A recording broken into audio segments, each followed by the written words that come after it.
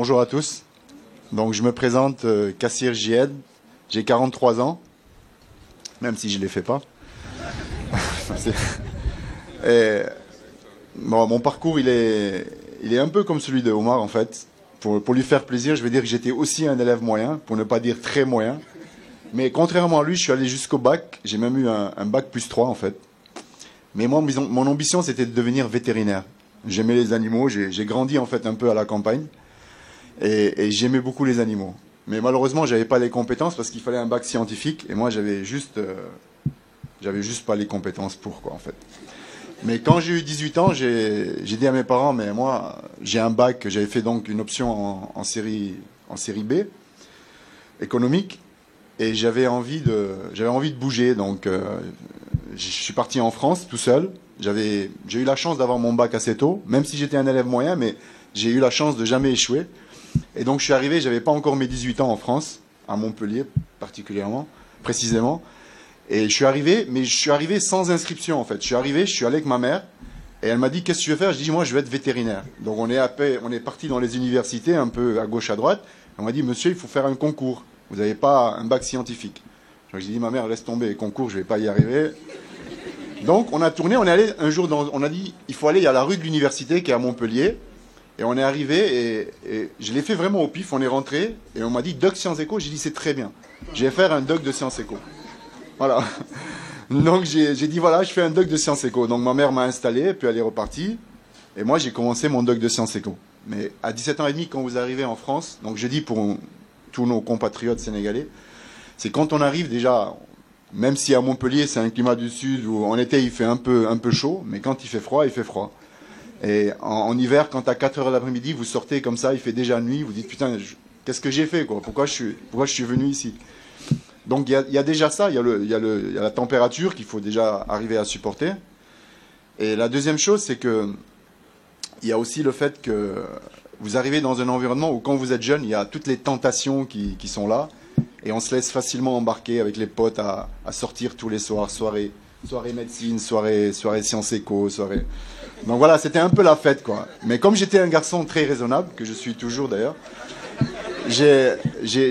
au bout d'une année, quand je suis revenu, mon père m'a dit, tu fais quoi? J'ai dit, écoute papa, je vois que tu trimes déjà bien assez comme ça, et ça ne sert à rien que tu dépenses ton argent. J'avais réussi mon année de doc sciences éco, par contre, mais j'ai dit, je préfère rentrer, et on va oublier l'épopée France, quoi. Donc je suis rentré, je me suis inscrit ici à 19 ans à l'Insut. J'ai fait un DUT en technique commerciale en 2 ans. Et mon père est commerçant, était commerçant, puisqu'il a pris sa retraite depuis. Et quand je le voyais trimer en fait tous les jours et qu'il vendait le produit, je me rappelle, je disais à papa, mais tu fais combien de marge? Et sa marge était comprise entre 2 et 5%. Et je le voyais trimer et négocier des trucs pour qu'à la fin de la journée, il faisait une recette de 200-300 000 balles. Et au final, il gagnait, quand je regardais sa marge bénéficiaire, parce que mon père écrivait tout dans un cahier journalier, et à la fin de la journée, il avait fait 10 ou 15 000 francs de bénéfices. Et je le voyais qui rentrait tous les soirs et disait, j'ai mal au cœur, je suis fatigué, j'ai mal à la tête. Et un jour, je lui ai dit, écoute papa, je te fais la promesse que je serai jamais commerçant. Pas sans, voilà, je dénigre aucun travail, mais je trouvais que c'était tellement difficile, surtout quand vous avez des clients qui négocient, et puis à la fin, voilà, bon, c'était très compliqué. Donc j'ai dit vraiment, j'aspire à autre chose. Mais bon, comme je voulais être vétérinaire, mais je l'ai pas fait. Donc j'ai fini mon DUT. Et j'ai eu la chance de trouver un stage dans une société de la place qui s'appelle la CIPS. Et à l'époque, le monsieur de la CIPS, qui était très gentil, il m'a dit, écoute, donc la CIPS, c'est une usine qui fait le papier toilette, Kleenex, entre autres, et ils sont aussi associés dans les mèches Linda. Et le monsieur qui s'appelle monsieur Boucaro m'a dit, écoute, jeune homme, tu as fait un DUT en technique commerciale, je veux faire que tu me fasses une étude de marché. Et sur quoi, monsieur? Il m'a dit, écoute, je veux ouvrir un shawarma. Et j'aimerais que tu me dises, est-ce que ça serait rentable pour moi? Donc pendant 3 mois, j'ai planché. J'ai dit, mais moi, je pensais que vous étiez une imprimerie, que vous auriez besoin de moi. Mais non, nous, c'est shawarma. Shawarma pour tout le monde. Donc pendant 3 mois, j'ai fait l'étude. Et pendant que j'étais là-bas, on me dit, écoute, il y a une entreprise de la place, qui est La Rochette, Dakar, qui est pour moi l'une des plus grandes imprimeries de l'Afrique de l'Ouest. Très beau matériel. On me dit, il cherche à embaucher. J'ai dit, ok, très bien. Donc je me suis présenté, j'avais pris la Renault 18 de mon père à l'époque, et je me suis présenté, et le monsieur m'a dit bonjour, ça va, vous avez quoi comme diplôme? J'ai dit bac plus 3, il m'a dit merci, au revoir. J'ai dit, un problème, j'ai pas assez de diplôme, il m'a dit non, vous en avez trop. Donc ça c'est une chose que vous devez savoir, c'est que souvent les chefs d'entreprise, quand vous arrivez avec beaucoup de diplômes, ils ont un geste de recul en disant, ouh, ce gars-là, sûrement, il va m'en demander trop. J'ai dit, mais c'est quoi le problème? Il m'a dit, non, mais toi, bac plus 3, à mon avis, tu négocies un salaire qui n'est pas dans mes cordes. Moi, je cherche quelqu'un, juste contremaître d'atelier, surveiller les machines, donner le programme de travail. Et je lui ai répondu à ce monsieur, écoutez, je suis prêt à prendre même un emploi de balayeur. Il m'a dit, sérieux? Je dis oui. Il m'a dit, moi, je te donne 250 000. J'ai dit, je suis preneur. Il m'a dit, bon, ben, on va pas commencer par ça, on va commencer par te faire visiter les installations. Et il m'a présenté le monsieur qui devait me faire visiter l'atelier. Et donc, La Rochette, c'est vraiment très grand. Quand vous allez là-bas, il y a de quoi faire vivre beaucoup de personnes. Et l'atelier où je devais travailler, c'était un grand hangar qui était climatisé avec les machines d'impression. Mais je ne sais pas si vous êtes déjà rentré dans une imprimerie. Quand vous rentrez, vous avez, surtout dans les ateliers fermés, vous avez l'odeur de l'encre qui vous prend là, dans les narines. Et je le dis parce que c'est pour vous expliquer que au départ d'une activité, il y a quelque chose qui se passe en fait, que vous sentez que vous êtes poussé par ça, quoi. Vous sentez qu'il y a quelque chose qui se passe. Et quand je suis rentré, vous allez peut-être pas me croire, mais j'ai eu la chair de poule. Quand je suis rentré, il a fermé la porte de l'atelier et je me suis arrêté. Il m'a dit, il y a un problème. J'ai dit, c'est pour moi. Il m'a dit, quoi donc? J'ai dit, c'est pour moi, ce travail, c'est pour moi. Comme ça, hein, comme je vous le dis, j'ai eu la chair de poule. Et il m'a dit, non, mais vous précipitez pas parce qu'il y a 5 personnes qui attendent. Vous avez vu dans le bureau, dans la salle d'attente, tous les gens sont là. On a décidé que c'était une journée pour faire visiter et embaucher. Donc on cherche quelqu'un, mais pour l'instant, vous n'êtes pas pris, quoi. Je lui ai dit, écoutez, moi, je vous dis que c'est pour moi. Il m'a dit, ok, d'accord. Bon, j'étais volontaire, il sentait que voilà. Et on m'a pas appelé. 6 mois après, on m'a rappelé pour me dire, on vous appelle pour faire un test. On vous embauche pour 2 fois 6 mois d'essai. 2 fois 6 mois, donc 1 an. Et entre-temps, j'avais quitté la CIPS. Et donc, je me suis présenté. J'ai démarré donc une période d'essai de 2 fois 6 mois. Et au bout de 3 mois, en fait, pour vous expliquer, quand vous arrivez dans une entreprise, il faut, si vous avez envie de travailler dans cette boîte, il faut que vous soyez volontaire. C'est-à-dire qu'il ne faut pas que vous vous contentiez de ce qu'on va vous apprendre. Il faut que vous alliez plus loin. En essayant de dire, qu'est-ce que moi je peux apporter à cette société? Et n'attendez pas que les gens vous apprennent le boulot. Il faudrait que vous alliez... Moi, j'ai commencé à aller chercher, prendre des bouquins, me renseigner. Et 4 mois après, on m'appelle, on me dit, voilà, on a décidé de pas aller jusqu'à la fin de l'année. Alors j'ai dit, merde, ça y est, on me vire déjà. Et on me dit, donc, on vous embauche. Avant même la première période d'essai, on me dit, écoutez, on vous embauche. Et j'ai démarré donc contremaître d'atelier. Donc mon boulot, j'avais 60 personnes sous ma responsabilité avec une dizaine de machines. Et mon rôle, c'était donc les commandes arrivées, icônes, magazines, etc. Et mon rôle, c'était de préparer le programme, de faire en sorte que les machines ne s'arrêtent jamais et que les clients soient livrés dans les délais. Donc gérer des personnes, gérer des machines. Et je l'ai fait pendant 7 ans. Et au bout de 7 ans, la société a voulu passer à ce qu'on appelle aujourd'hui la norme ISO 9001, norme de qualité, qui pour moi est trop prématurée ou mal faite parce que c'est une norme européenne qu'on a voulu transposer sans essayer de la changer aux entreprises africaines. Et on a des réalités ici, malheureusement, que ces gens-là n'ont pas pris en compte. Donc j'ai dit oui, moi je suis partant. Donc on m'a enlevé de contremaître et on m'a demandé de piloter le projet pour arriver à la norme ISO 9001. Donc j'ai piloté ce projet et on a été certifié au bout d'1 an. Et je l'ai piloté pendant 5 ans. Et au bout de 5 ans, ça me faisait 12 ans de boîte. Et le directeur technique, donc, qui était chargé de toute l'usine, devait partir à la retraite. Et le patron m'a appelé en me disant, est-ce que tu te sens capable de prendre sa place? J'ai dit, écoutez, je pense que oui. Il me dit, oui, je pense que tu en as les compétences. Et donc j'ai pris sa place. Et j'étais donc responsable de 160 personnes, plus tout le parc machine, pendant 3 ans.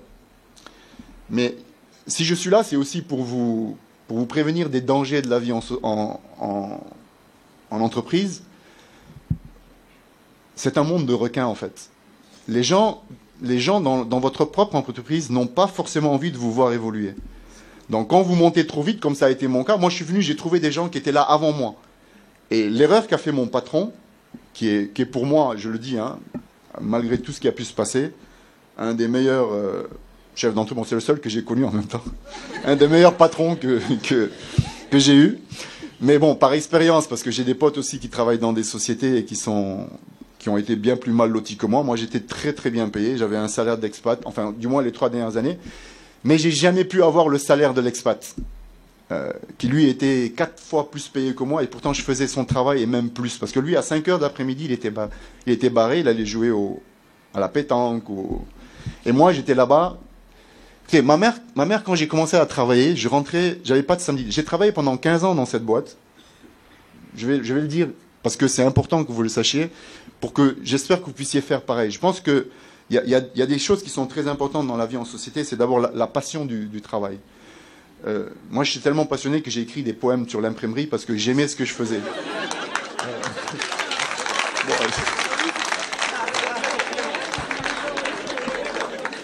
Non, mais c'est vrai, parce que la passion, c'est le départ de tout. Si vous n'êtes pas passionné, surtout je ne connais pas le boulot de Omar, je ne sais pas ce que ça lui prend en temps, mais si vous n'êtes pas passionné, vous ne pouvez pas travailler 15 heures par jour. Au bout de 8 heures, je dis, bon, c'est bon, je suis out, je vais rentrer chez moi me reposer. Mais moi, ça fait 22 ans que je travaille, et ça fait 22 ans que je rentre chez moi tous les soirs, au minimum à 9 heures du soir. Le minimum que je puisse rentrer chez moi à 9 heures. Il m'est arrivé de dormir. Quand je travaillais à La Rochette, les ouvriers, parfois, venaient à La Rochette et me trouvaient endormi sur un carton. Parce qu'il était 4 heures du matin, j'appelais ma mère, je disais, je ne peux pas rentrer, je vais rester dormir ici parce que je dois reprendre le boulot à 7 heures. Je prenais une feuille de carton, je dormais. Et les gens me disaient, mais toi, on va t'enterrer ici. Je dis, bah écoute, j'aime ce que je fais, je peux pas. Voilà, c'est comme ça. En fait, je dis la passion, il y a aussi la conscience professionnelle. On ne peut pas laisser en plan un travail s'il n'est pas fait. En tout cas, c'était moi et je ne regrette rien de ce qui s'est passé. C'est grâce à tout ça que je suis devenu ce que je suis aujourd'hui. Donc je parlais tout à l'heure d'un monde de requins et j'avais tellement évolué et un jour mon patron a fait une erreur. Une des grandes erreurs, c'est qu'en plein comité, on faisait des réunions directionnelles et il a dit mon futur remplaçant, c'est ce monsieur. Donc les gens qui avaient déjà, moi j'avais quoi? J'avais donc 12, 13 ans de boîte, qui avaient 20, 25 ans, ils disaient mais ce mec-là va nous diriger, il nous a trouvés ici, on était là avant lui. Ça va pas être possible, quoi. Et digne d'un feuilleton américain genre DSK qui se fait, ou bien Bill Clinton avec la nana. Bon, c'était pas une nana, moi. Hein, voilà. Mais c'était quelque chose de bien pire qui m'a fait beaucoup de mal. On m'a accusé de choses très graves qui m'ont fait passer des nuits blanches, qui m'ont fait pleurer. Voilà, j'en parle parce que bon, un peu avec émotion parce que c'est une période très difficile de ma vie. Et donc on m'a gentiment montré la porte de sortie. Et on l'aurait pas fait, j'aurais jamais quitté cette boîte parce que j'étais amoureux de ce métier, j'étais amoureux des gens. Vous savez, quand vous vivez dans une entreprise, que vous passez 15 heures par jour dans cette entreprise, vous finissez par tomber amoureux des gens qui y sont. Moi, c'est ce que j'expliquais, je ne vais pas dire aux employés, mais à mes partenaires, mes collaborateurs avec qui j'étais, on disait qu'on passe finalement plus de temps ensemble qu'avec notre propre famille. Et donc, ça a fini par créer des liens qui sont des liens, pour certains, des gens qui avaient l'âge de mon père, hein, on va dire, des gens ont 40 ans, 50 ans de boîte. Et finalement, ça a été un déchirement pour moi de m'en aller, mais on m'a gentiment montré la porte de sortie et j'ai fini par partir. Mais ce qui est important, c'est de pouvoir rebondir, de jamais baisser les bras. Quand je suis parti, j'ai fait en sorte que mon départ coïncide la veille de mon 15e anniversaire. De mon 15e anniversaire, c'était un 13 février 2008, ça me faisait 15 ans de boîte.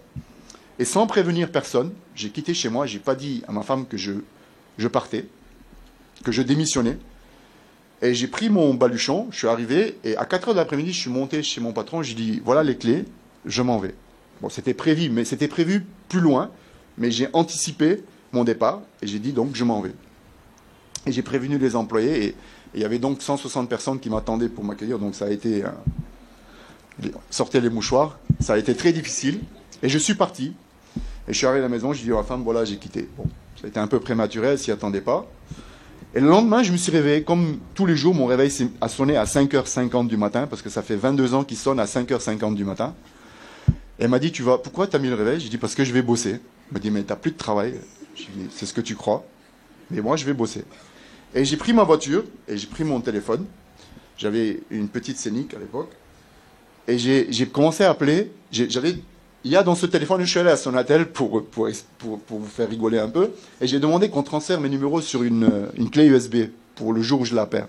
Et au bout du 1200e numéro, la nana s'est arrêtée, elle m'a dit, vous avez vraiment besoin de tous ces numéros? J'ai dit, oui, oui, allez-y, téléchargez tout. Et donc j'ai pris ma voiture et je me suis promené sur la VDN et j'ai commencé à appeler des gens que je connaissais, à qui je rendais des services quand j'étais responsable d'atelier. Et je leur dis, voilà, écoutez, je viens de quitter la boîte et j'ai l'intention d'ouvrir ma propre structure. Allez, disons que j'ai fait un panel de 100 personnes. Sur 100 personnes, il y en a 40 qui m'ont dit oui, on te suit. 40 qui m'ont dit peut-être et 20 qui m'ont dit jamais. J'ai dit ok. J'étais parti avec un petit pécule de la boîte, plus mes petites économies.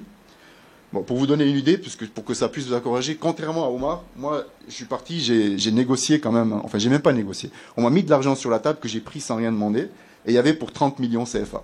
Et ça fait quand même plus que 3 000 euros, je crois, avec lesquels que tu as commencé. Mais avec 30 millions, si vous vous lancez dans l'imprimerie, c'est zéro. Une machine d'impression, ça vaut 450 millions minimum.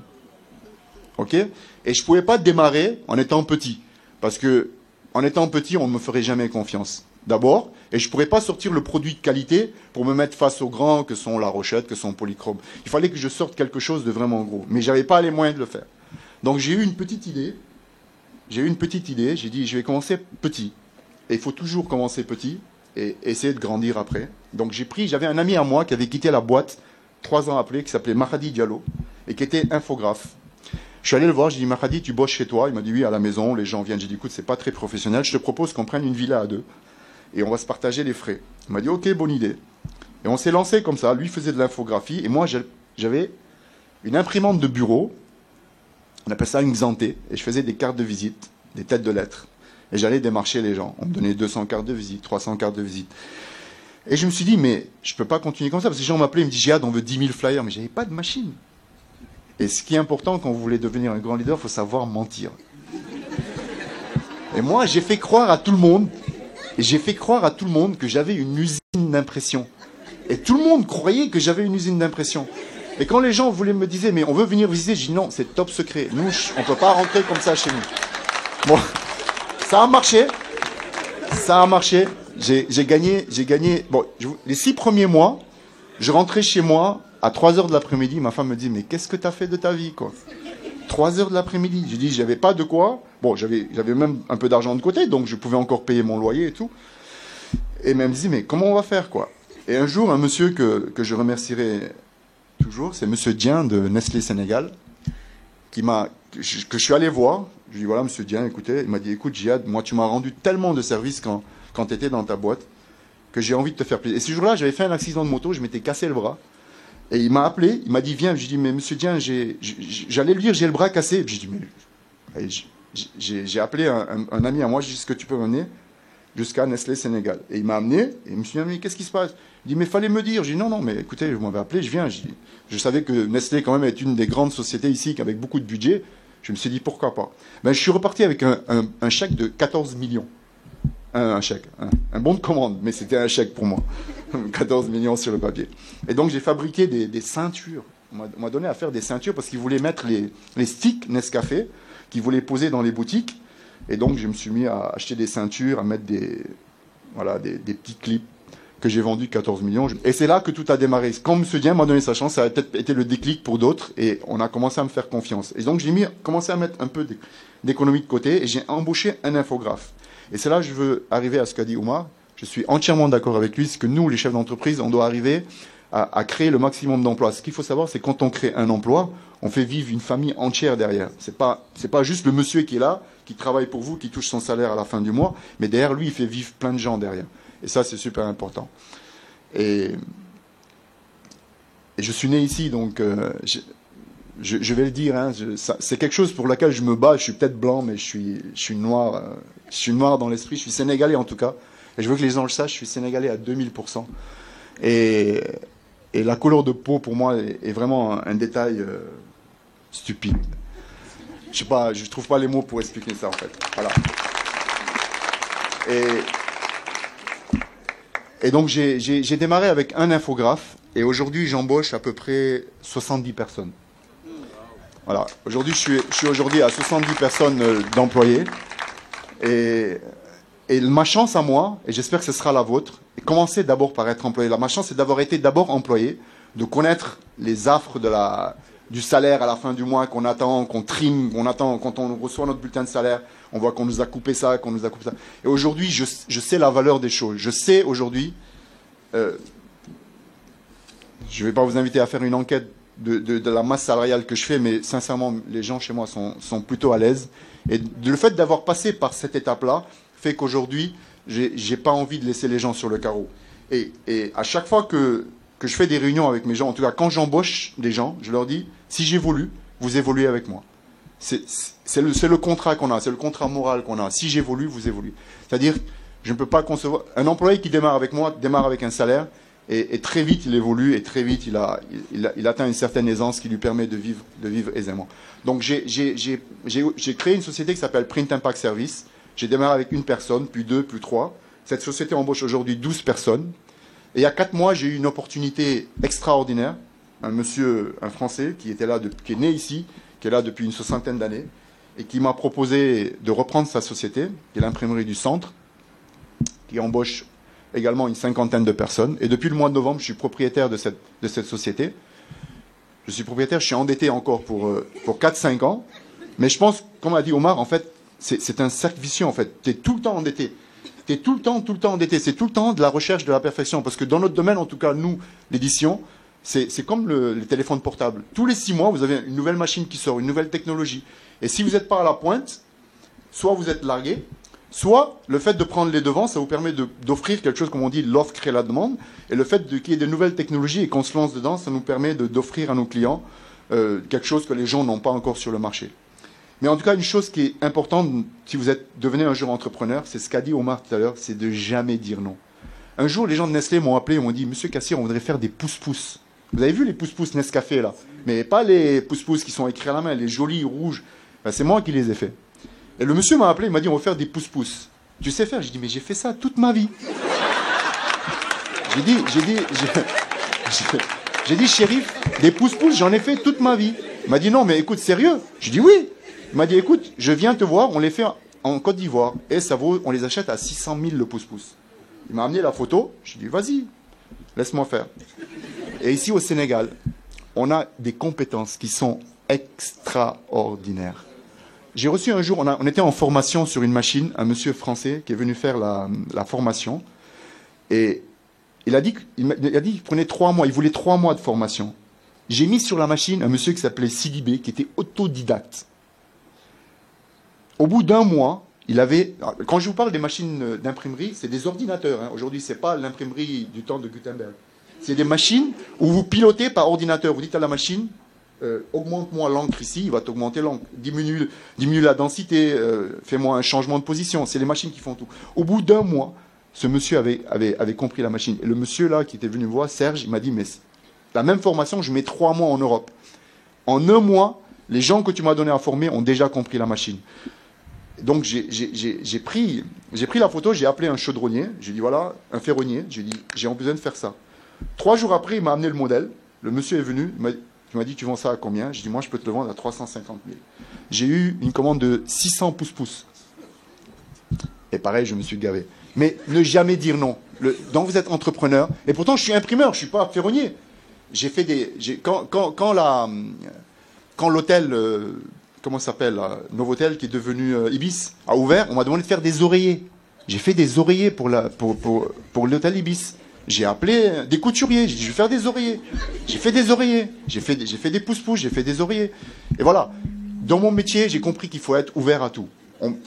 Pourquoi? Parce que j'ai Marianne qui m'appelle, qui me dit Jihad, moi je sais que tu es imprimeur, mais j'ai besoin que tu me fasses une plateforme.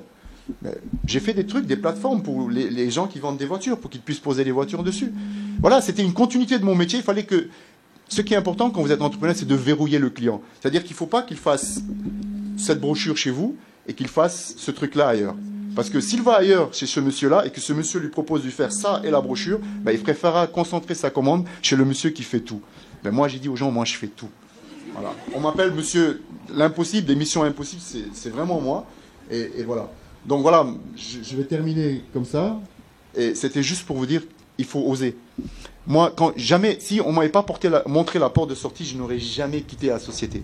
Je serais resté jusqu'à ma mort. sincèrement, parce que j'aimais cette société, j'aimais ce travail, et j'aimais les gens qui étaient, et je les aime toujours d'ailleurs, j'ai gardé certains contacts, mais à un moment donné, il faut oser.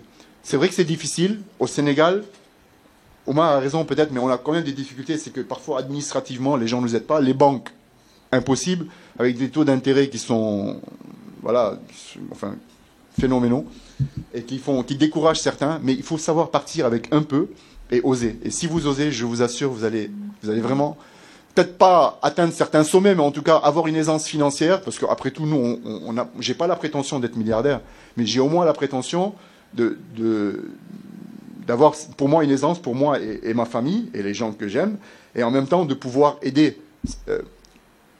Marianne, je voudrais remercier, pour terminer Marianne, par ce projet qu'elle a fait, parce que elle fait parfois des trucs de volontariat qui sont vraiment dans le but. Et moi, si je peux aider de quelconque manière que ce soit, accueillir des étudiants ce qui nous manque ici au Sénégal, c'est des formations professionnelles, mais qui sont ciblées. C'est-à-dire formations ciblées dans l'imprimerie, pour que les gens choisissent déjà leur voie et qu'ils n'arrivent pas dans un métier où ils ont juste des vagues connaissances un peu globales. Je pense qu'il faut pouvoir choisir sa voie dès le départ et dire, moi, si j'ai envie de faire du truc dans le courrier, il faut que je me spécialise déjà dessus et ainsi de suite. Avoir une formation globale et pouvoir après, voilà, se développer. Voilà, c'était de mon la fin. Je vous remercie. Merci. Ne partez pas si vite. Vous pouvez vous abonner à notre chaîne et rester à jour sur tous nos prochains talks en cliquant sur le bouton s'abonner juste là. Vous pouvez également regarder d'autres talks en cliquant ici, ici ou ici.